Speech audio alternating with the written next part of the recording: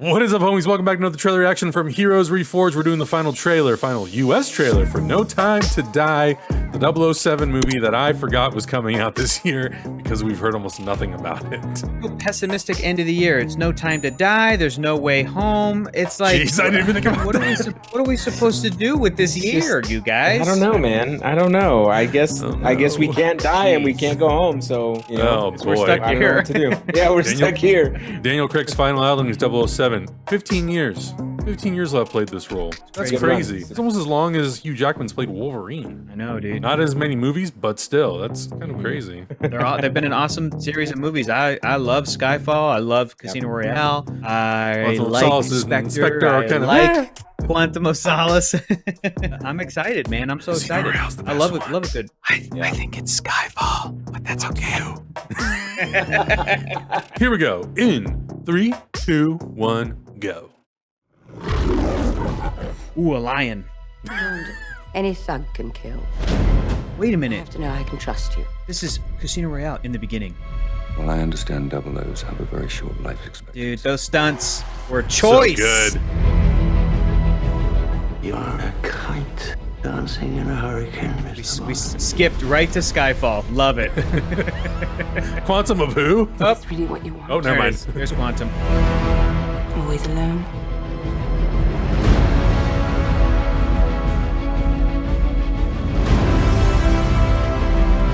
Hell yeah, dude.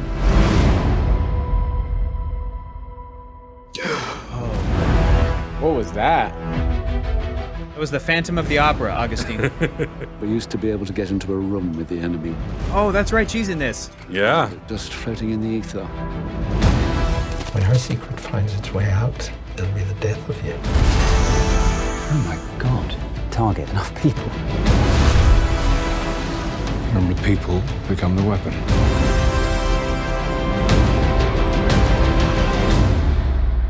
Who is he? James, you don't know what this is. James Bond. Looks beautiful. The music's great. In love with Madeline Swan. I could be speaking to my own reflection. Only your skills die with your body. And life is all about leaving something behind. Isn't it? Come on, Bond. Where the hell are you?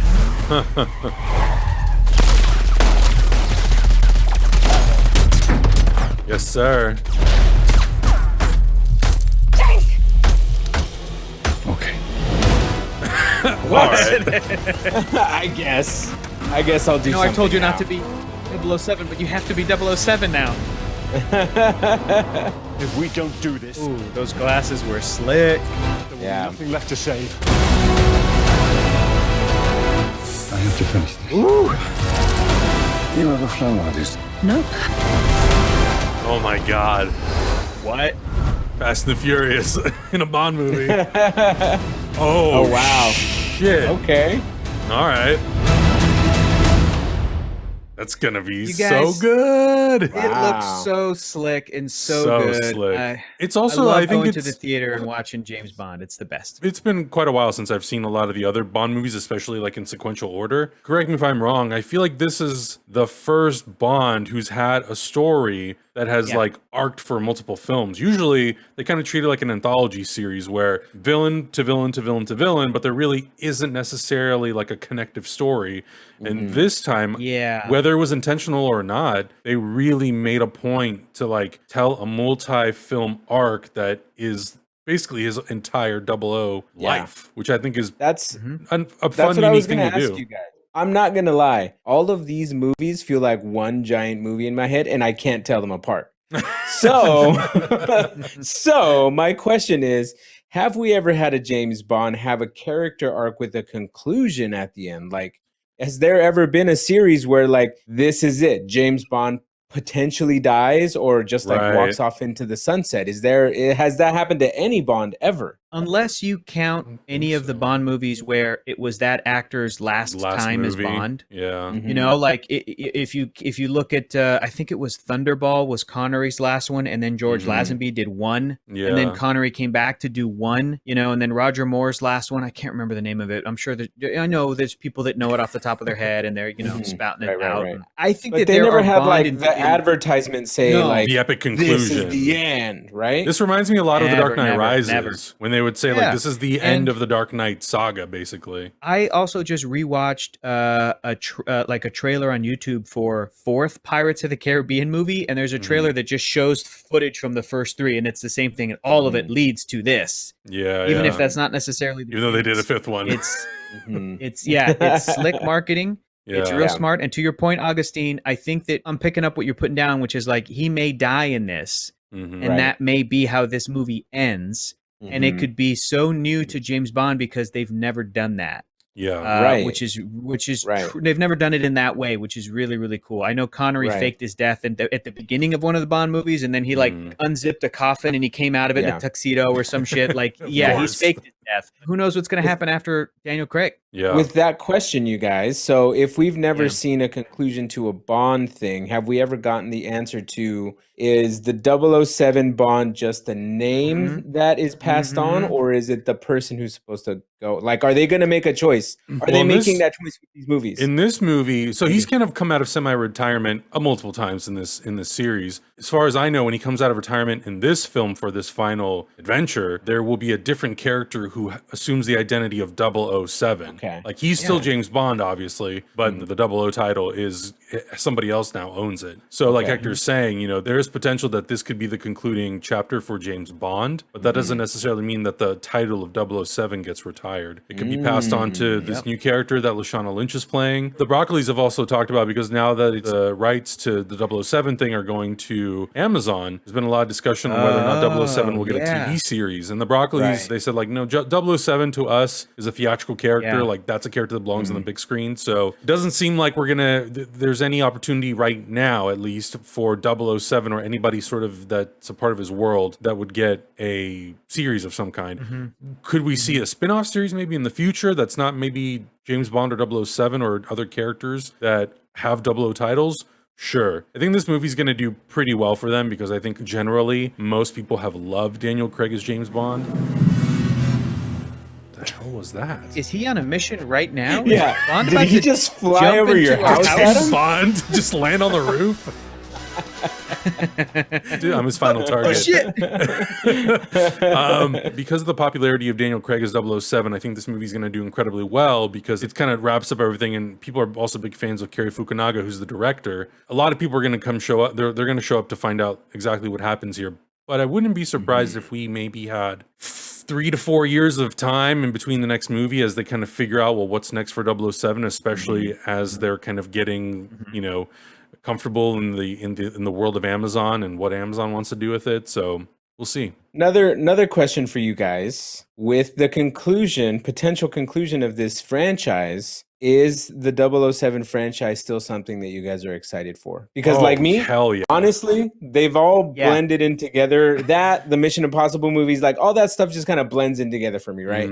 I'm not super duper excited for this because that's how I feel about them. But for you guys, since you're mega fans of this stuff, do you feel like this franchise still has a lot of gas in the tank? Yes, and I'll tell you why. And I can't say I'm even a mega fan either. In all of our lifetimes, there's always been James Bond. Unless there's somebody watching right now who's like 80 years old and they're like, I remember when there was no James Bond. 1962. But like, since my dad has been born, there's been James Bond in the theater. And the reason I think that it can go on forever is not because I don't think that they will, because it's not just about, oh, have they told every story that they could tell? They've already done all the books. They've already done every like James Bond villain that Ian Fleming wrote. Yeah. But the thing that's exciting about James Bond, and the reason I will always appreciate the older movies, even if I don't really ever want to watch them again, other than the Daniel Craig ones, is that they exist as a snapshot in history at the time they were made. Yes. So if film keeps going, there should always be James Bond movies.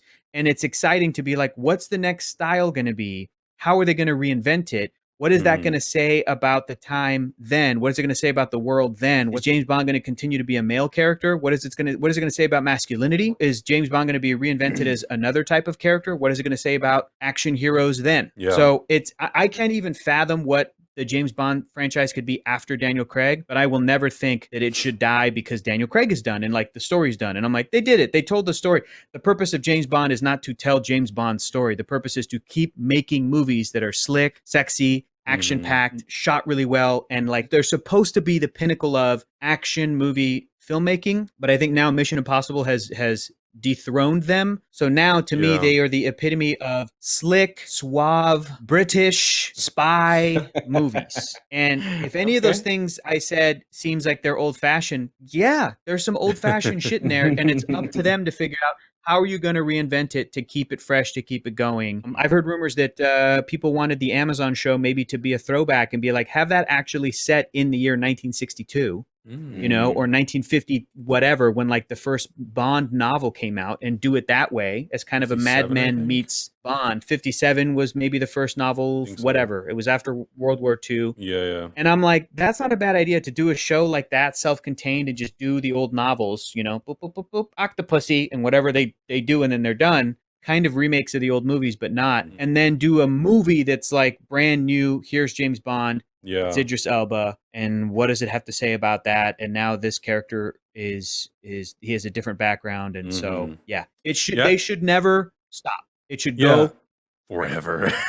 I actually had somebody on Instagram ask me who's like a style icon, like a fashion icon. And to me, I immediately go to James Bond. And the thing that I said was, I love the fact that James Bond is a character that can always sort of progress with time and will always reflect whatever time he's living in. So Daniel Craig, of course, is going to look the way that we look now, and he's going to adopt the styles of today. He's not really going to adopt the styles of yesteryear unless it's like a throwback on purpose. The world that he lives in can always be a reflection of what time we're currently living in, and how does 007's missions sort of affect his life and affect the people around him. So I do think that because of that, and I think Mission Impossible to an extent as well, those stories can kind of live on forever, because the world is always going to be evolving and changing, and technology is hugely going to influence the world of 007, as it always has since the beginning. And I think the more technologically advanced we get, I also do think to some extent it creates a challenge for the writers, because we're going to get to a certain point technologically in the future where certain things will be very easy to do. And, you know, like we see that as the Bond movies themselves progress, like some of the stuff becomes more and more real. So I think that's kind of a fun thing. Like I would look forward to, in like, if I live that long, in like 50 years, to see what is the next 50 years of Bond gonna be, you know? Like what is that final movie that we see that we'll look back like, can you imagine, remember in 2006 when our Bond premiered, and now we're 50 years in the future and it's like the 74th Bond movie? Like that's kind of crazy to think about. So I look forward to that, and I do think that Bond has that longevity until we go into another solar system. Then I don't know.